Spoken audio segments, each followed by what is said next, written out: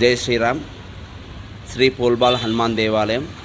నా పేరు కనకంభట్ల వినోద్ శర్మ. ఈరోజు మనకు తేదీ 22 అక్టోబర్ 2025 నుండి కార్తీక మాసం ప్రారంభమైందండి. ఈ కార్తీక మాసము మళ్ళీ వచ్చే నెల అనగా నవంబర్ 20, 2025 అమావాస్య వరకు ఉంటుంది. ఈ కార్తీక మాసం చాలా పవిత్రమైనది. కార్తీక మాసాన్ని హరిహర మాసం అని కూడా అంటారు. అంటే శివాయ విష్ణు రూపాయ అంటారు. అందుకని మనం కార్తీక మాసంలో శివుణ్ణి విష్ణువుని కూడా ఆరాధిస్తాం. కార్తీక మాసంలో వచ్చే చతుర్దశిని హర చతుర్దశి, హరి చతుర్దశి అంటాం. ఆ రోజు వైకుంఠ చతుర్దశి అని కూడా అంటాం. అంటే ఆ రోజు ఆ యొక్క విష్ణు భగవానుడు, సాక్షాత్ విష్ణు భగవానుడు కాశీకి ప్రయాణమై ఆ యొక్క పరమేశ్వరుని ఆరాధిస్తాడు. ఇద్దరు కలిసి ఆ పరమేశ్వరుడు ఆ యొక్క రామావతారం ఎత్తి సాక్షాత్ ఆ రావణాసుని సంహరిస్తాడు. విష్ణు ఇద్దరు కలిసి, వీళ్ళిద్దరు కలిసి జలేంద్రుని సంహరిస్తారనమాట. అందువల్లనే ఇక్కడ కొందరికి శివాయ విష్ణు రూపాయ, శివరూపాయ విష్ణువు అంటే హరిహరిద్దరు చర్చ లేకుండా ఇద్దరు వైష్ణవ సాంప్రదాయం ఇంకా స్మార్త సాంప్రదాయం రెండు కలిసి వాళ్ళిద్దరు ఏకమని చెప్పుకోవడానికి ఇది ఒక నిదర్శనం. వీళ్ళిద్దరు కలిసి కూడా ఆ యొక్క జలేంద్రుని సంహరిస్తారనమాట. అందుకని మనము ఈ కార్తీక మాసంలో హరిహరాలకు అనగా శివుడికి విష్ణువుకి కూడా మనం పూజలు చేయడం జరుగుతుంది. అదేవిధంగా కార్తీక పౌర్ణమి రోజు మనము సత్యనారాయణ స్వామి వ్రతాలు చేస్తుంటాం. ఆయన కూడా వైష్ణవ స్వరూపం, ఆయన కూడా మనము శివకేశవులు అంటాం. అందుకనే అక్కడ గణపతిని మరియు గౌరిని నవగ్రహాలను అందరం కూడా ఆవాహన చేసేసి పంచలోక పాలకులు అనగా గణపతి, గౌరీ ఇంకా పంచలోక పాలకులన్నిటికీ పూజ చేసి తర్వాత సత్యనారాయణ స్వామి వ్రతాన్ని చేస్తారు.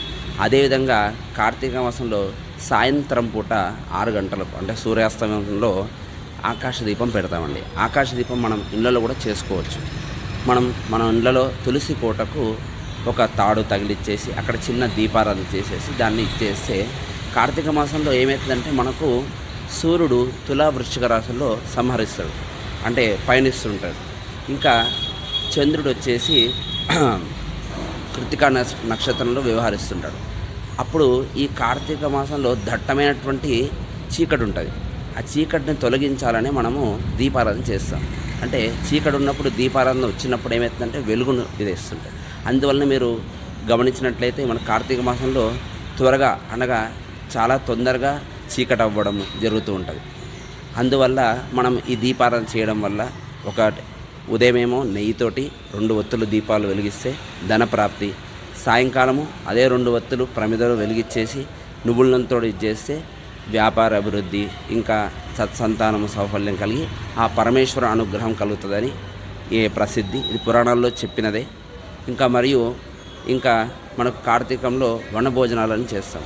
ఇప్పుడు మనకున్న కాలమాన పరిస్థితుల వల్ల మనకి ఎక్కడ కూడా ఉసిరి చెట్లు ఉండకపోవడం, అవి ఉన్న చిన్నగా ఉండడం వల్ల మనకి ఇక్కడ ఈ జంట నగరాల్లో మనకు ఆ పరిస్థితి లేక మనము దాన్ని ఒక విహారయాత్రగా తీసుకొని వెళ్ళి ఇంకా ఆర్యవైశ్య సంఘాలు, బ్రాహ్మణ సంఘాలు ఇవన్నీ ఒక పెద్ద యాత్రలాగా తయారు చేసి అక్కడ వెళ్ళి ఆ యొక్క ఉసిరి చెట్టు కింద వెళ్ళి భోజనాలు చేయడం అనేది ప్రసిద్ధి. ఇంకా మరియు ఉసిరి దీపంతో పెడితే ఆ యొక్క పరమేశ్వరుడికి కార్తీక మాసంలో ఉసిరి దీపంలో పెట్టడం వల్ల పరమేశ్వరుడు అనుగ్రహం పొందుతుందని, అదేవిధంగా పౌర్ణమి, ఏకాదశి మరియు కార్తీక అమావాస్య రోజు బ్రాహ్మణులకు స్వయం పాకము అనగా ఉప్పులు, పప్పులు, బియ్యము ఈ స్వయం పాకంతో పాటు ఉసిరి దీపాలు, జంట దీపాలు చాలామంది తెలియక ఏకదీపమే ఇస్తుంటారు. ఎప్పుడే కానీ ఉసిరి దీపాలు 2 కలిపి బ్రాహ్మణుడికి ఇవ్వడం. ఇంకా శాలిగ్రం అంటే శివుడు, శాలిగ్రం అనేది లింగస్వరూపం. ఆ లింగాన్ని కూడా కార్తీక మాసంలో బ్రాహ్మణుడికి దానం ఇస్తే చాలా మంచిది.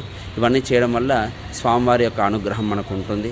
అదేవిధంగా మనం ఇప్పుడు చూసినట్టయితే పోయిన సంవత్సరం కంటే ఈ సంవత్సరం చాలామంది కార్తీక మాసంలో అందరూ కూడా పాటిస్తున్నారు. అంటే కార్తీక మాసంలో తెల్లవారుజామున లేవడము, రోజు తలస్నానం చేయడము, పొద్దున్నే 6 గంటలకు సూర్యోదయంలోనే దీపారాధన చేయడము, మరియు స్వామివారికి విశిష్టమైనటువంటి దేవాలయంలో కానీ ఇళ్ళలో కానీ అభిషేకాలు చేసుకోవడము, మరియు నియమ నిబంధనలు అంటే దీనికి పొద్దున్నే వారు ఏమి కూడా మాంసాహారం ముట్టకుండా శాకాహారంతో ఉండి నిష్టగా ఉల్లిగడ్డ ఎల్లిగడ్డ ఏవి తినకుండా ఉండి వాళ్ళు రోజు స్వామివారికి అర్చించి తర్వాత రోజు ఉపవాసాలు ఉండి సాయంకాలం రాత్రి మాత్రమే భోజనం చేసి ఉపవాసాలు ఉండడం ఈ సంవత్సరం ఇంకా క్రిందటి సంవత్సరం కంటే చాలా పెరిగిందని చెప్పుకోవచ్చు.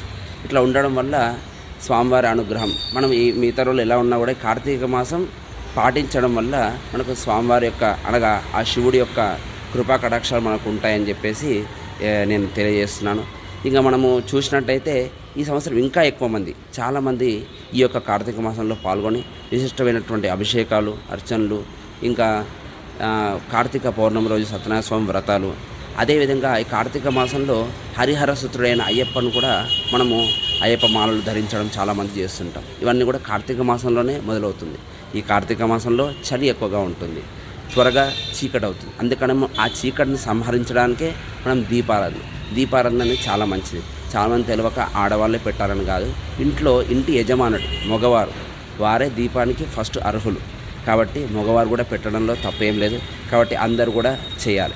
ఇంకోటి ఒత్తులు 365 ఒత్తులు ఎందుకు వెలిగిస్తామంటే మనం ఇంట్లో దేవాలయంలో మన ఇంట్లో ఉన్న ఇంట్లో దేవుడి రూమ్లో మనము నిత్యం వెలిగిస్తాము. ఒక్కొక్కసారి ఇబ్బందులు అవుతుంటాయి, ఇంట్లో ఇబ్బంది వచ్చినప్పుడు మనం దాన్ని ఒత్తించడం మానేస్తాం. అందుకనే ఆ యొక్క పౌర్ణమి ఏకాదశి ఇంకా మరియు ఈ యొక్క అమావాస్య రోజు ఈ 365 ఒత్తులు వెలిగించినప్పుడు దాని యొక్క విశిష్టత ఏంటంటే మనం ఏ రోజు అయినా మానేసినా ఇంట్లో ఏదైనా ఇబ్బంది వచ్చినప్పుడు మనం దీపారాధన చేయకపోయినా కూడా అవన్నీ దానికి సంబంధించిన ఏమన్నా పరిహారం ఉంటే ఆ రోజు పోతుందని దానికి అర్థం. అందువలన 365 తోటి నెయ్యితోటి ఒత్తులు వెలిగించడం వల్ల ఆ యొక్క మన ఇంట్లో నిత్యం వెలిగించకపోయినా ఆ రోజు వెలిగిస్తే మనకు ఆ యొక్క పరమేశ్వరుడికి నారాయణుడికి అందుకే హరిహరకి ఇద్దరికి కూడా మనము దీపారాధన చేసినట్టుగా అర్థం అన్నమాట. అందువల్లనే ఈ యొక్క కార్తీక మాసానికి దీపానికి అదొక విశిష్టత. ఇంకా ఆకాశ దీపం అనేది చెప్పాను కదండి ఇందాకనే, మనము ఆ యొక్క దట్టమైన చీకటిని వెలిగించడానికి మనం మన ఇంటి ముందే వెలిగించుకోవకుండా ఆకాశంలో కూడా వెలిగిస్తే మొత్తం సూర్యకాంతి అంటే సూర్యుడు త్వరగా అస్తమిస్తాడు కాబట్టి ఆ దట్టమైన చీకటిని మనము సంహరించి వెలుగులు నింపడానికని మనం ఆకాశ దీపం వెలిగిస్తాం. ఇది యొక్క కార్తీక మాస విశిష్టత. జై శ్రీరామ్.